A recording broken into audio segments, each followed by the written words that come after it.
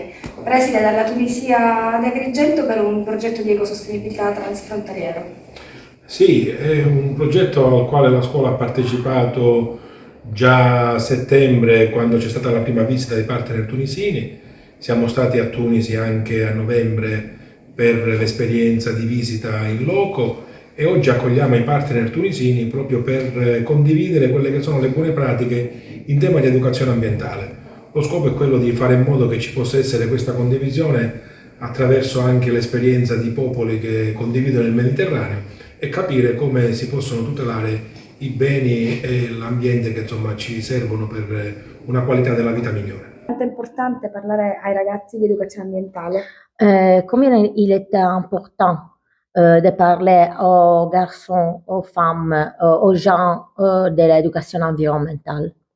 Bonjour, merci beaucoup pour votre Allora, io sono un rappresentante del Ministero dell'Ambiente e lavoro specificatamente per quello che si tratta del Dipartimento proprio dello sviluppo continuativo e quindi dello sviluppo ecologico e ambientale.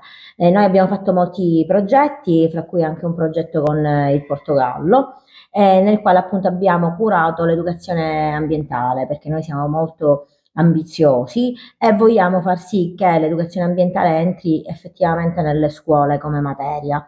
È proprio per questo che il progetto EdenMed per noi può essere una continuazione di questo progetto che abbiamo fatto col Portogallo, perché noi facciamo parte della stessa parte del Mediterraneo, siamo a sud e quindi noi abbiamo molto in comune con i siciliani e vogliamo appunto che questo sia semplicemente l'inizio di quella che è l'educazione ambientale, di un vero cambiamento nelle scuole.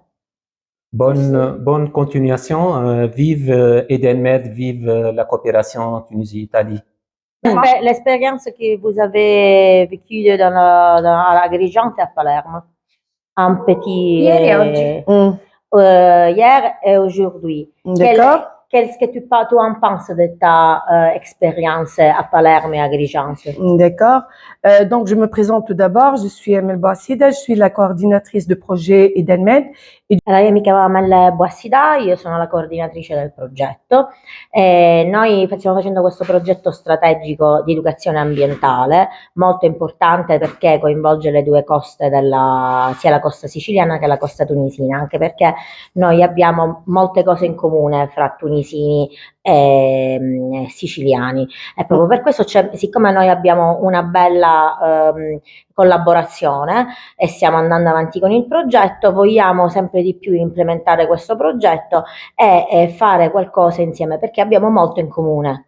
Un projet ambitieux qui engage le ministère de l'Éducation. Allora, che EdenMed è un progetto straordinario che coinvolge il Ministero dell'Educazione, anche quello dell'Ambiente, soprattutto a livello dell'educazione ambientale nelle scuole primarie, secondarie, cioè medie e secondarie superiori. Professoressa Cappuccio, EdenMed, dalla teoria si passa ai fatti, oggi un incontro con gli studenti sull'educazione ambientale e l'ecosostenibilità. Sì, proprio così. Il progetto Edenmed transnazionale con la Tunisia si fa azione e già dal 28 novembre stiamo procedendo proprio alla narrazione di quelle che sono le pratiche ambientali che nella provincia di Agrigento in modo particolare vengono portate avanti dalle scuole, che sono tantissime, sia le pratiche ma anche gli studenti, i docenti e i dirigenti interessati alla tematica.